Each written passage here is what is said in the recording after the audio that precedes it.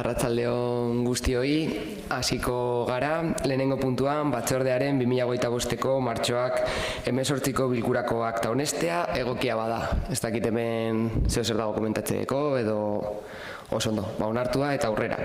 Bigarren puntuan, liburu azoka, gaur Álvaro Elizalde daukagu gurekin, kultura teknikaria. Álvaro, ongi etorri.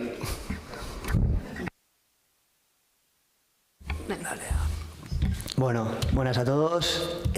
Como decía Nuria, soy Álvaro, técnico de cultura, y os voy a explicar un poco qué consiste este año la Feria del Libro, ¿vale?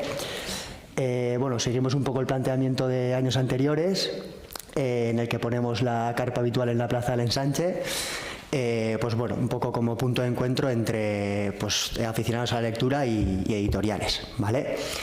Entonces, para esta feria contamos, como no, con las tiendas de libros de Irún, como son Elcar y Tinta Comics, pero también damos cabida a otras asociaciones que trabajan en el mundo de la literatura, pues como puede ser, por ejemplo, Oscarvi, que es la Asociación de Escritores de Bidasoa, y Vitamine, que es una entidad que hace, investigaciones culturales y sociales, que recientemente ha creado su propia editorial, y también vamos a darle cabida este año en la Feria del Libro. ¿Okay? En cuanto a la imagen y el diseño, hemos contado un año más con Lorena Martínez, que es una diseñadora irundarra. Es el 6º año consecutivo que hace el diseño, siguiendo la línea de años anteriores. Y bueno, y aparte del cartel habitual, pues ha diseñado también unos marcapáginas y se ha encargado también el diseño de la programación de la Feria del Libro, que vemos ahí a la derecha, que la pondremos en un tótem que pondremos esta semana en la Plaza del Ensanche, pues bueno, para darle ya un poco de difusión a la Feria del Libro, ¿ok? En cuanto a la programación, pues bueno, como os decía al principio, se va a centrar todo para el día 23 de abril en la carpa del Ensanche. Previamente se van a hacer las habituales lecturas públicas en el CBA, que este año cumplen el 25 aniversario. Se va a hacer una lectura pública de la mano de Arcaiz Cano primero, y luego se va a hacer una lectura pública del Quijote, de Miguel Cervantes. Lo que respecta a la programación en la carpa, pues hemos hecho un poco desde talleres o actividades un poco más dirigidas a familias, a presentaciones de libros. Entonces empezaríamos a las 10:30 con un taller familiar de la mano de Artean Espasioa, que consiste en la creación de un libreto personalizado. Entonces, bueno, es como un taller libre para que se acerquen familias con niños y bueno, pueden hacer un taller manual que trata de crear un libro, ¿no? Todo relacionado con la Feria del Libro. Luego ya empezamos con las presentaciones. La primera sería a las 12 de la mano de Raquel Meyers y Arcadi Saiz. Esta presentación nace de un proyecto de la Beca Rivera, en el que se ha hecho un estudio de toda la inmigración y todo el crecimiento industrial que hubo en Irún desde la década de los 50 a los 70. Entonces han hecho un libro publicando los resultados y hemos decidido darles la oportunidad de presentarlo en la Feria del Libro. Luego a la 1 vamos a contar con la presentación de Alicia Alonso, que es una escritora de Irún, súper joven, tiene 13 años, que está siendo bastante mediática últimamente. Está escribiendo una saga de libros fantásticos y va a venir con nosotros a hacer la presentación del primer libro de la saga. De 2 a 4 estará cerrada la carpa. A las 4 arrancamos con una cuentacuentos infantil, que es Maite Franco, que va a contar un libro en euskera para niños de a partir de 5 años. Luego vamos a tener la presentación de María Jonoain, que va a presentar su libro Mujeres en la Historia del Arte. Va a ser una entrevista que va a hacer con la periodista María Lu García, en el que van a hacer un poco el repaso a todo el proceso creativo, a la figura de las mujeres, y van a hacer como un poco también un proceso de reflexión. Seguido tenemos la presentación de Nerea Cortavitarte, que acaba de publicar un poemario, también reivindicando la figura de la mujer en el siglo XXI. Y va a hacer la presentación también con una compañera en la que va a hacer una entrevista y un poco a modo de reflexión, ¿no? Y de conversación. Y ya para terminar, pues vamos a contar con la presentación de Ainhoa Urien, que ha publicado el libro Eunsaldi Trostan, que ha ganado hace poco la beca Ignacio Aldecoa en el género de euskera, y pues bueno, también veríamos interesante que tuviera cabida en la Feria del Libro de Irún de este año. Y listo, eso sería todo. Eskerrik asko, Álvaro. Galderarik, zeu zer komentatzeko, aurrera orduan, bigarren puntuan, Euskaraldia. David, mesedez, eskerrik asko. Eskerrik asko zuei. Arratsaldeon, Euskaraldia ez baldin bakizu ez zer den, alde batetikan Euskara ulertzen duten hiztunen hizkuntza ohiturak aldatzeko mugimendu soziala da. Mugimenduak herritarren hizkuntza praktikak aktibatu eta euskararen erabilera handitu nahi du eta eguneroko harremanetan euskara lehenetsi nahi du. 11 eguneko praktika sozial masibo baten bitartez. Bereziki ariketa edo praktika kolektibo bada. Nolabait, eta elkarrizketa asimetrikoa bilatzen ditu. Alde batetik, euskaraz dakiena, euskaraz dakienarekin euskaraz, euskaraz dakiena, baina ulertzen duenakin euskaraz eta ulertzen duenak nahi duen bezala erantzutea, baina, gazteleraz ere, baina, gutxi gora bera, euskara ulertzen denaren seinale, ezta? Ariketa horretan maila pertsonalean edo kolektiboan parte hartu daiteke, animatzen zaituztet bai maila personalean, bai maila kolektiboan entitate bezala izen emateko, eta entitateen eta norbanekoen izen ematea irekita duzue jada. Gaurko datuak, gaur goizeko datuak, aipatu behar dizuet irundarri dagozkionek, 870 irundar izena emanda zeudela, 686 hau bizi eta 184 belarri prest. Eta entitateek, 58 entitatek izena eman dutela, eta horietatik 26 lanketa sakona egingo dutela. Baina nik azaldu baino gehiago, igual Josuk ordezkariak zingo du. Arratsalde on guztioi, guzti hau antolatzeko harremanetan jarri gera Irungo eragileekin, auzo elkarteak eta kirol elkarteak, eta ustetik, esentzu horretan izan dugu erantzun oso polita, eta bi taldetan antolatu gera, alde batetik talde motorra, eta bestetik jarripen batzorde bat. Jarripen batzorde horretan, egin duguna da jaso proposamenak eta talde motorran erabakiak hartu, pixkata harinagoak joateko. Auzo elkarteak ditu ditugu, pentsatzen dugulako, auzo elkarteak ezinbestekoak direla edo zertarako, baina kasu honetan euskara hirian bultzatzeko ezinbesteko eragileak direlako. Eta zentzu horretan, besteak beste San Miguel, Larrendi, Katea, Zentro Arbes, Artia edo Pinudi auzoak gurekin harremanetan jarri dira. Ez dakite aipatu den, baina Euskaraldia 11 eguneko ariketa da, ariketa soziologikoa eta linguistikoa, eta maiatzen 15 hasiko du bere programazioa eta 25 bukatuko da. Helburua, Davidek aipatu den moduan, hizkuntza ohiturak aldatuz Euskararen erabilera handitzea da. Eta hortarako programa gaur egun mai gainean dago, horren gainean gaude lanean, baina programa polita egiten ari gera.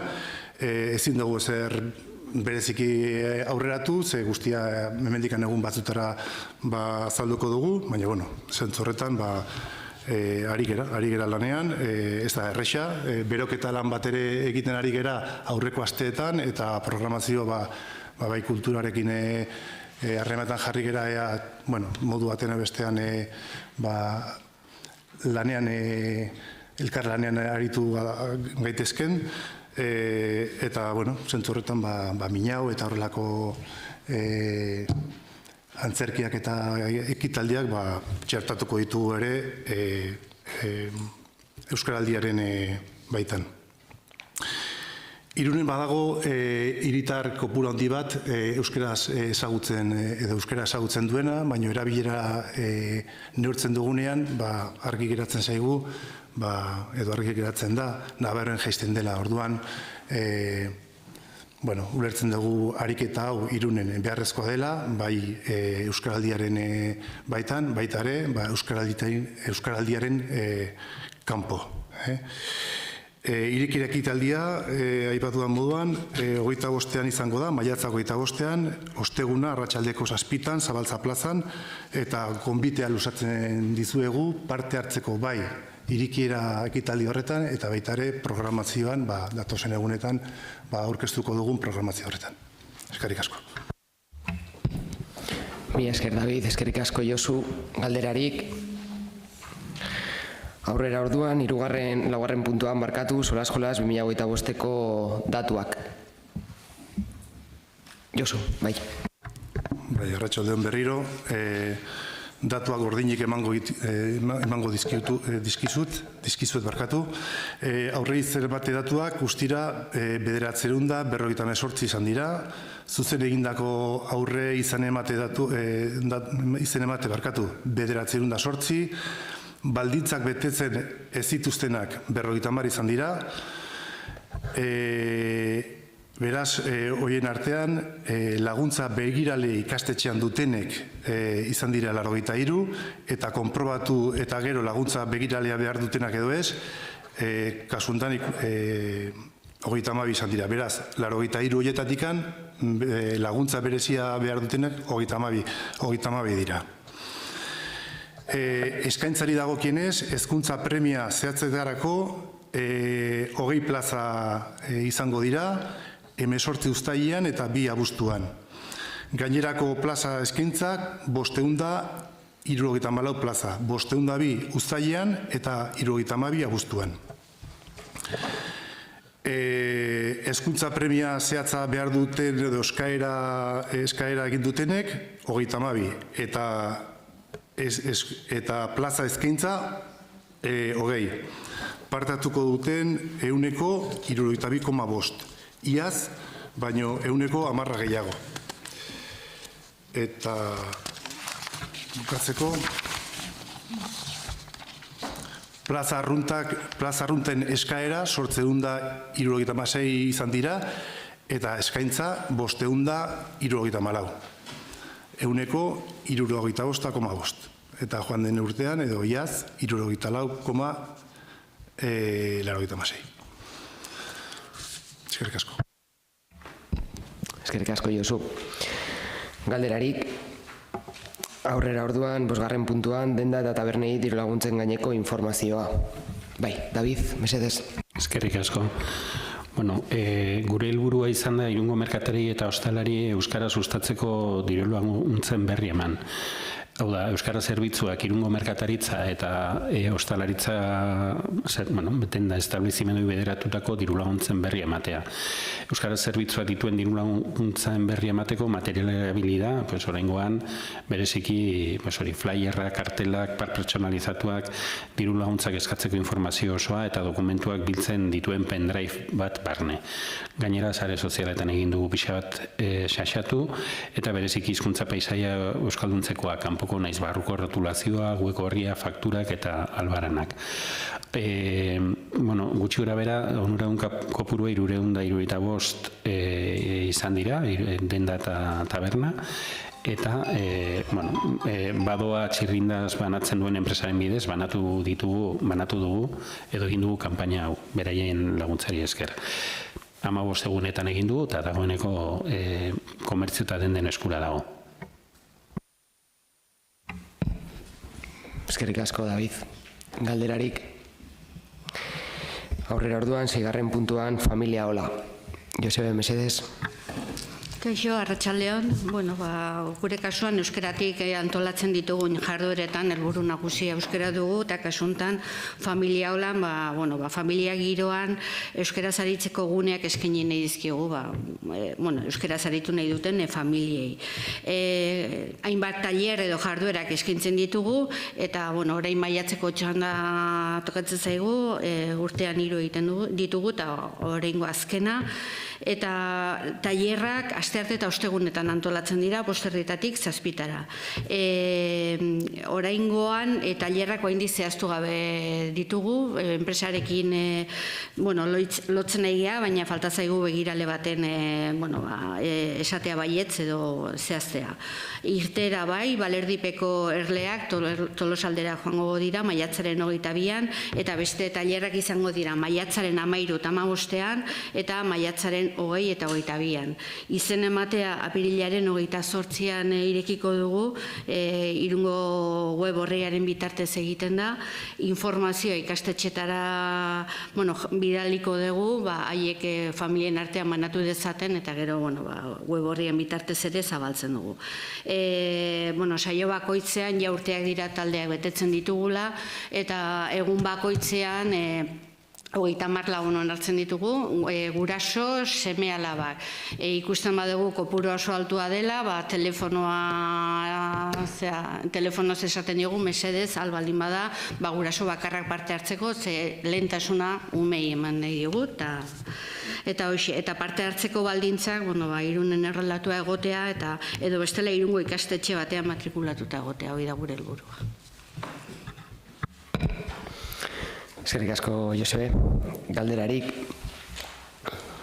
aurrera orduan, 7. puntuan, Haurrak Parkean, martxoko parte hartzea eta ekaineko eskaintza. Josebe, mesedez. Martxoko parte hartze eskaintza esan bai, baina azkenean ikasturte bukaerarako utziko dugu ja pixka balorazio orokorra eta datuak emateko. Baina parte hartzea egia esan azkeneko saioetan eta urteetan alderatuta gora doa. Orduan, dakizuen bezala, egitasmonekin nahi dugu euskara parketan modu naturalean jolasean ari diren aurrei eta inguruan dauden gurasoi ere euskaraz jolas ezaten laguntzea. Maiatzaren 7tik 30era, asteazken eta ostiraletan antolatzen dugu egitasmo hau. Ezteneko jolas dinamizatzaileak hurbiltzen dira parke horietara, eta ordutegi izaten da 5etatik 6etara 3-5 urte bitarteko aurrei begirako jolasak, zaguzibo dute izena, eta 6etatik 7etara txirrintxon, 6-9 urte bitarteko etzat. Dena den, hurbiltzen den umeen adinen arabera egokitzen dira hezitzaileak. Batzutan aur txiki gehiago dago eta helduak ez dira juten, edo alderantziz. Eta, asteazkenetan, maiatzean egingo dugu Nagore Lafaix parkean eta Oinaurreko parke estalian. Aurrekoan egin genuen lehenengo aldiz eta kopuru deixendu hurbildu zen. Eta maiatzaren 9, 16, 23 eta 30ean, ostiraletan, Partxis parkean egingo dugu Horrolaketan eta bestea San Juan plazan. Eskerrik asko, Josebe. Galderarik, aurrera orduan urrengo puntuan, 8. puntuan, udal euskaltegiko matrikulazioa, Miren mesedez. Arratsaldeon. Martxoaren 17tik 28ra izan genuen 3. hiruileko ikastaro trinkoetan eta lanai programako 3. txandan izen emateko epea. Ikastaro hauek apirilaren 28an hasiko dira eta ekainaren 20an bukatuko dira. Eta jasotako izen emate guztiekin 5 talde jarriko ditugu martxan goizeko ordutegian. 9etatik ordu 1 eta 4 5 talde horiek A1, A2, B1, B2 eta C1 mailakoak izango dira. Maila bakoitzeko talde bana. Eta talde horietan momentuz 51 ikasle bildu ditugu. Eskerrik asko, Miren. Galderarik, berri ematearekin bukatzeko, azkeneko puntuan, zerbitzuko informazio orokorra, kirolak, Javier, mesedez. Arratsaldeon, muy buenas. Bueno, tenemos aquí 3 puntos. Uno, los torneos de fútbol que se van a celebrar en Semana Santa, luego una carrera de obstáculos y luego acabaré con los gigantes Asoy de mayo. Entonces, bueno, llega Semana Santa y bueno, ya es norma que diferentes clubes de la ciudad organizan sus torneos. Y en este caso, bueno, tanto el Dumboa, el San Marcial, la Andecha como Beovia organizan cada uno de ellos su propio torneo, ¿no?, de fútbol base. El del Dumboa será del 18 al 20 de abril en San José Obrero, el del San Marcial del 23 al 26 de abril en San José Obrero también. La Andecha organiza del 25 al 27 de abril el torneo en Ugal de Ventas y Beovia organiza el suyo el 26 de abril en el campo de Artía. Luego, bueno, aparte, el sábado 3 de mayo se va a celebrar una carrera de obstáculos aquí en Irún, que es una prueba valedera para el Campeonato de España. Contará con 3 recorridos diferentes de 3, 6 y 12 kilómetros, bueno, que irán en función de la edad y del nivel de las participantes. Y que, bueno, cabe indicar que participarán tanto el campeón de Europa como el campeón del mundo en la modalidad. Y luego ya para finalizar, bueno, en mayo vamos a celebrar 2 gigantes Asoy, uno el 4 de mayo destinado a lo que es el ciclismo, y aquí a su vez se organizará el Campeonato de Guipúzcoa de ciclismo, tanto benjamín, alevín como infantil. Y el gigantes Asoy el 18 de mayo va a estar destinado al deporte femenino con participación de 15 clubes de la ciudad. Eskerrik asko, Javier. Galderarik, aurrera orduan erabaki organoen kontrola, alkateak, ordezkariek eta tokiko gobernu batzarrak emandako ebazpen eta erabakien berri ematea 2025ko martxoaren 1-tik 31 arte. Hemen ez dugu SRS jaso, beraz galde eskeak, hemen galdera bat daukagu. Maria, mesedez. Bai, eskerrik asko. Hautso Elkarteen Federaziotik galdera bat iritsi zaigu eta honako hau da. Euskara ikasteko Irungo udalak diru laguntzak eskaintzen ditu hainbat baldintza betetzen dituzten irundarrentzat. 2023-2024 ikasturteko diru laguntzaren ebazpena 2024ko urte bukaeran agertu bazen ere, pasaden astera arte interesatuei ezaizkie laguntzak oraindik ordaindu. Zer dela eta ordainketa honen atzerapena?